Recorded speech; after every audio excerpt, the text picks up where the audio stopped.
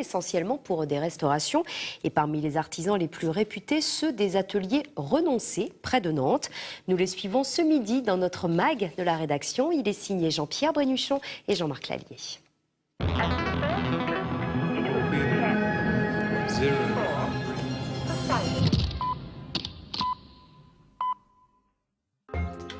C'est un petit bâtiment ordinaire de la campagne de Saint-Étienne-de-Montluc. Pourtant, derrière ces murs se dissimulent quelques trésors. Dans l'atelier, des centaines de verres colorés. Carole Renoncé travaille le vitrail dans son écrin de plomb. C'est parfois comme un puzzle à réagencer. J'essaie de reconstituer le vitrail avec les morceaux de verre qu'on a récupérés au sol pour reconstituer un peu le vitrail pour pouvoir refaire mes pièces à l'identique de ce qu'elles étaient au départ. Donc tout compte, tous les petits morceaux comptent. Carole ajuste un à un les éléments du vitrail, un véritable casse-tête. Cette pièce qui est complètement abîmée et complètement cassée, on ne pourra pas la récupérer puisqu'elle est trop cassée. Elle est cassée au moins en 15-20 morceaux. Donc là, on est obligé de la refaire à l'identique. On coupe un verre pareil, de la même taille et de la même couleur. C'est bien, ça détend. Il ne faut pas s'énerver. Et il faut être calme, ouais, c'est mieux. Pour respecter le travail des anciens, c'est mieux. Son travail, elle l'a hérité de son père. Le vitrail est une histoire de famille. Carole Renoncé a repris le flambeau. Je traînais beaucoup dans l'atelier quand j'étais petite parce que j'aimais bien, la maison était au-dessus. Et donc j'adorais prendre des petits bouts de verre, des petits bouts de plomb. Et puis les salariés de mon père aimaient bien aussi me donner des petits trucs à faire. Donc je jouais avec l'étain, le plomb. Son travail consiste aussi à restituer la lisibilité des vitraux et à redonner toute sa place à la peinture. La grisaille, c'est donc une peinture spéciale faite à base de silice, de plomb et d'oxyde métallique pour donner les couleurs. Et c'est ce qui sert à faire le trait et les ombres. On fait le trait et les ombres toujours avec ça, noir ou marron. Carole s'attaque à de nouveaux fragments, ceux de la chapelle de l'Immaculée Conception à Nantes. Depuis le Moyen-Âge, les techniques de réalisation des vitraux n'ont pratiquement pas changé. Toute la méthode est à l'ancienne, on travaille toujours avec un couteau.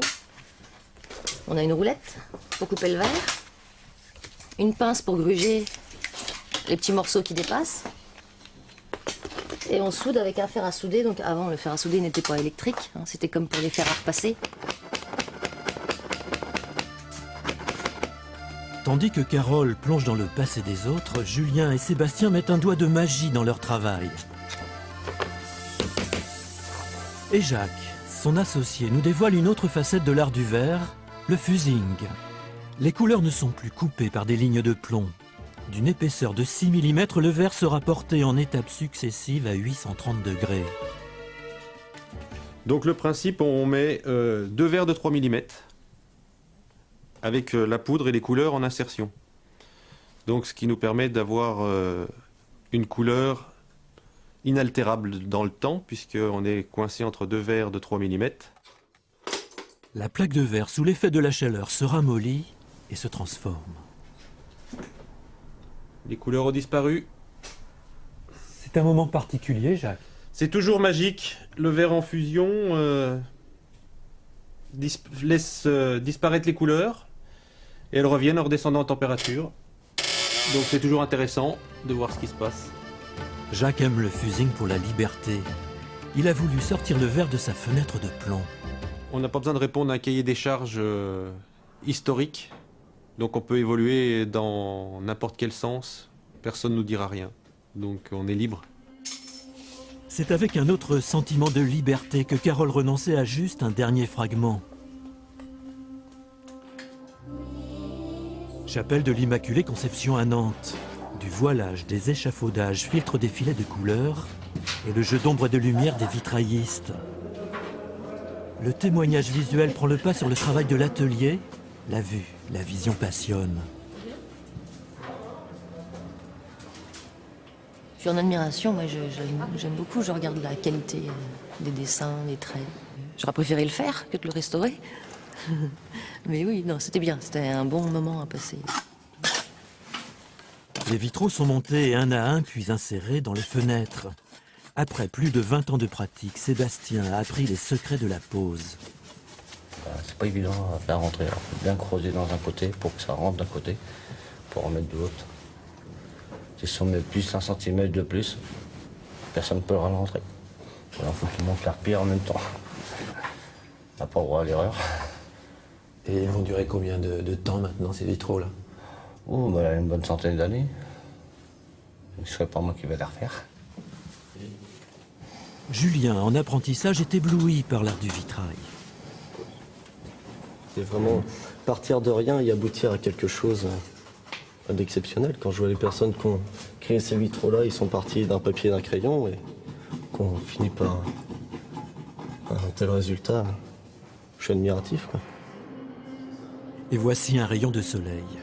La chapelle s'éveille. Les regards se tournent vers le sanctuaire. Michel Leroy, le recteur de la cathédrale, est ému d'embrasser d'un coup d'œil l'ensemble des vitraux. La chapelle s'éveille avec le soleil levant qui entre par ici et donc c'est là qu'on a la plus grande surface de vitraux. On a des codes de couleurs. Souvent le bleu, c'est la couleur qui est associée à Marie. Et quand vous regardez, vous avez une autre couleur qui est importante, c'est le rouge que l'on voit un certain nombre de fois. Et sur ce vitrail là-bas, vous avez Marie en bleu et Jésus en rouge. Le rouge est souvent la couleur de la divinité. Notre-Dame de l'Immaculée Conception compte 16 vitraux. 14 furent soufflés lors des bombardements de juin 1944. En 1946, Paul et André Rau, vitraillistes à Rennes, réaliseront la majeure partie de l'ensemble. La Vierge Marie est le sujet essentiel de la chapelle. Et c'est avec ce MAG que se termine ce Midi Pile. Merci de nous avoir suivis. Bon appétit à ce soir, juste avant 19h.